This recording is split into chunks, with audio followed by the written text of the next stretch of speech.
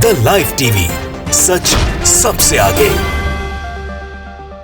नमस्कार, the live TV आप देख रहे हैं, आपके साथ मैं हूं आदित्य कुमार। एनसीपी में जब पहली बार बगावत हुई थी तो उस बगावत को 19 घंटे के अंदर सही कर लिया गया था शरद पवार के द्वारा, और अब जब इस बार बगावत हुई है तो उस बगावत को भी अब धीरे धीरे शरद पवार शायद सही करते हुए नजर आ रहे हैं, क्योंकि 24 घंटे के अंदर ही एक विकेट गिर गया। जो नेता कल तक अजीत पवार के साथ बताया जा रहा था, वो नेता अब शरद पवार के साथ अपनी बात कहते हुए नजर आ रहे हैं, वो उनके साथ चले गए, यानी पहला विकेट गिर गया है। यानी आने वाले समय में अजीत पवार ने जो कहानी गढ़ी थी, जो मीडिया में चर्चा चल रही थी कि 40 से ज्यादा विधायक अब अजीत पवार के साथ है और पूरी की पूरी एनसीपी अब बीजेपी में विलय हो गई, एक तरीके से बीजेपी के साथ गठबंधन कर चुकी है, वो चीजें निकलकर अब सामने आती हुई दिखाई दे रही हैं। दरअसल डॉक्टर जितेंद्र आव्हाड, जिनको अब नेता प्रतिपक्ष बनाया गया है, उनका एक ट्वीट निकलकर सामने आता है, और वो ट्वीट डॉक्टर अमोल कोल्हे को लेकर है।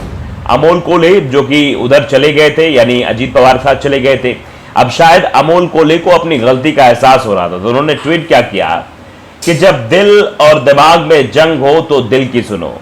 शायद दिमाग कभी कभी नैतिकता भूल जाता है, पर दिल कभी नहीं। मी साहेबान सोबत। एनसीपी को टैग किया है, पवार स्पीक्स को टैग किया है, और उसके बाद इस ट्वीट को रिट्वीट करते हुए डॉक्टर जितेंद्र आव्हाड ने लिखा, पहला मोहरा परत, यानी पहला मोहरा अब इधर आने की कोशिश में है।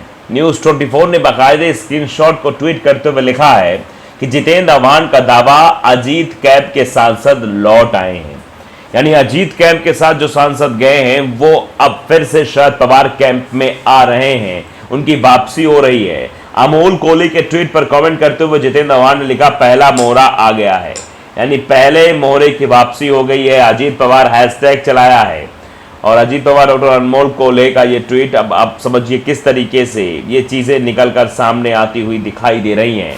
मतलब अभी ज्यादा समय नहीं बीता, 24 घंटे भी नहीं बीते कि ये जो है चीजें दिखने लगी हैं। देखिए, आज तक ने बाकायदे हेडलाइंस लिखी है कि 24 घंटे में ही अजीत खेमे में सेंध। शपथ ग्रहण में मौजूद सांसद ने कहा, मैं शरद पवार के साथ। अजीत पवार को शपथ लिए अभी 24 घंटे भी नहीं हुए थे कि उनके खेमे में सेंध लगती नजर आ रही है। एनसीपी सांसद अमोल कोल्हे, जो रविवार को शपथ ग्रहण समारोह में मौजूद थे, उन्होंने सोमवार को कहा कि वो शरद पवार के साथ हैं। अजीत पवार को शपथ लिए अभी 24 घंटे नहीं हुए थे कि यह बड़ी सेंधमारी उनके खेमे में लगाई जा रही है। शरद पवार के साथ में हैं कोल्हे, वही सांसद हैं जो रविवार को राजभवन में आयोजित शपथ ग्रहण समारोह में नजर भी आए थे। कोल्हे का पाला बदलना अजीत पवार के लिए बड़ा झटका माना जा रहा है। अजीत पवार जो कह रहे थे कि सांसद और विधायक उनके साथ हैं, पार्टी उनके साथ आ गई है, तो ये जिस तरीके से पाला बदला गया है वो इशारा कर रहा है कि अजीत पवार जो दावे कर रहे थे उनके दावों में सच्चाई नहीं है, उनके दावे हवाई हैं। शिरूर ने एनसीपी के लोकसभा सांसद अमोल कोल्हे ने एक वीडियो ट्वीट करते हुए लिखा, जब दिल और दिमाग में जंग हो तो दिल की सुनो। शायद दिमाग कभी कभी नैतिकता भूल जाता है, पर दिल कभी नहीं। इस ट्वीट में उन्होंने एनसीपी प्रमुख शरद पवार, सांसद सुप्रिया सुले, विधायक जयंत पाटिल और जितेंद्र आव्हाड को भी टैग किया है। एनसीपी में कलह के बाद अजीत पवार गुट ने दावा किया है कि उन्हें लगभग सभी विधायकों और नेताओं का समर्थन प्राप्त है।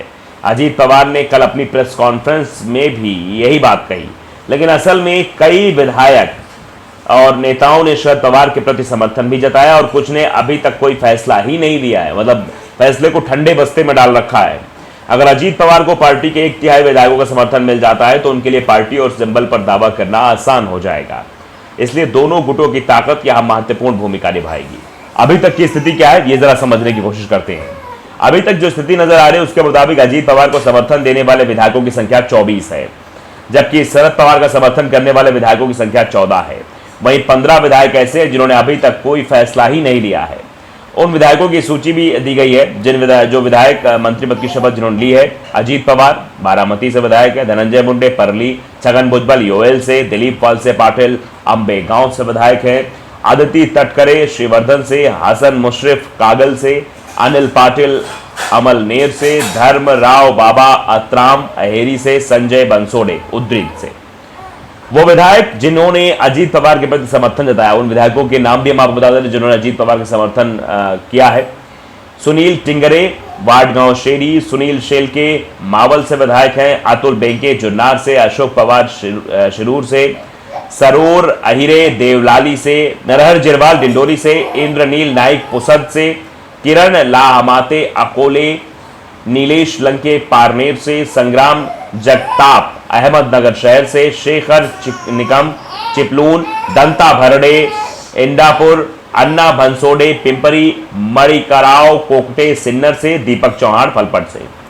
अब ये उन विधायकों के नाम आपको, ये उन विधायकों के नाम थे जिन्होंने अजीत पवार को समर्थन किया है। अब उन विधायकों के नाम बताते हैं जो भी शरद पवार के साथ है। जयंत पाटिल, जितेंद्र मान, अनिल देशमुख, रोहित पवार, प्राजक्त तनपुरे, संदीप क्षीरसागर, दौलत दरोरा, नवाब मलिक, मकरंद पाटिल, मान सिंह नाइक, सुमनताई पाटिल, बाबा साहेब पाटिल, सुनील भुसारा, चेतन टुपे। जिन विधायकों ने अभी तक अपनी रणनीति तय नहीं की है उनके भी नाम जो अभी भी उन्होंने ठंडे बस्ते में चीजें डाल रखी हैं। राजेंद्र शिंगड़े, राजेंद्र कोरमोरे, मनोहर चंद्रिकापुरे, चंद्रकांत नवघरे, राजेश टोपे, नितिन पवार, दिलीप बनकर, दिलीप मोहिते, आशुतोष काले, प्रकाश सोलंकी, राजेश पाटिल, यशवंत माने, भवन शिंदे, बाला साहेब पाटिल, बाला साहेब आजाबे। ये वो लोग हैं जिन्होंने अभी तक फैसला नहीं किया कि इन्हें जाना किधर है। शरद पवार के साथ जाना है या अजीत पवार के साथ जाना है, चाचा के साथ जाना है या भतीजे के साथ जाना है, सरकार में शामिल होना है या सरकार से बाहर रहकर सरकार से युद्ध करना है, मतलब जो चर्चा होती है। दरअसल आप बता दें कि लोकसभा चुनाव से पहले रविवार को महाराष्ट्र की सियासत में उस वक्त हड़कंप मच गया जब एनसीपी के कद्दावर नेता अजीत पवार ने 18 विधायकों के साथ शिंदे सरकार का दामन थाम लिया। उन्होंने 8 विधायकों संग मंत्री पद की शपथ ली और महाराष्ट्र सरकार में डिप्टी सीएम बन गए। इससे इन कदम से एनसीपी और शरद पवार को बड़ा झटका लगा है। अब एनसीपी ने अजीत पवार और उन 8 विधायकों के खिलाफ कार्रवाई करने का भी मन बना लिया है।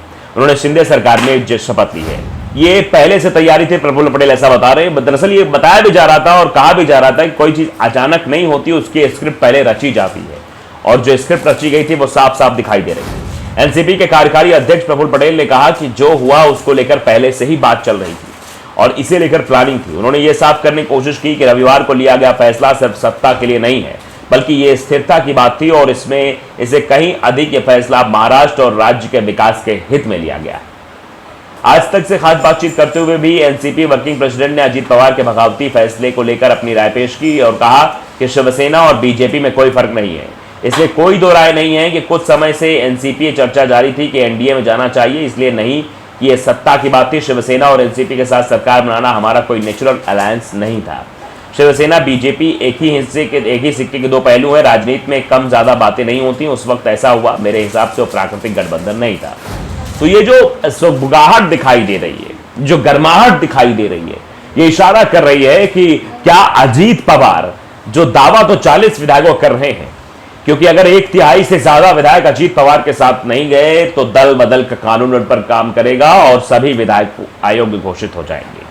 ऐसे में जो मंत्री बने हैं वो सिर्फ 6 महीने तक के लिए मंत्री नहीं, क्योंकि मंत्री बनने के बाद अगर वो अयोग्य घोषित हो जाते हैं तो 6 महीने के अंदर ही उन्हें चुनाव लड़ना पड़ेगा और चुनाव में जीत मिलती तो मंत्री पद बरकरार रहेगा, अन्यथा वो फिर से ना विधायक रह जाएंगे ना मंत्री रह जाएंगे, ना इधर के रहेंगे ना उधर के रहेंगे। समस्या उनके सामने खड़ी हो जाएगी। लेकिन फिलहाल अभी जो समीकरण दिखाई दे रहे हैं वो धीरे धीरे शरद पवार अपने खेमे में कर रहे हैं। शरद पवार जिनको राजनीति का चाणक्य भी कहा जाता है, वो कोई ना कोई तिकड़म जरूर भिड़ाएंगे जिससे अजीत पवार ने जो फैसला लिया है बाद में उन्हें पछताना पड़े। तो द लाइव टीवी को अगर आपने सब्सक्राइब नहीं किया जरूर करिए, बेल आइकन दबाइए ताकि सच खबर आप तक पहुंचती रहे। नमस्कार। द लाइव टीवी, सच सबसे आगे।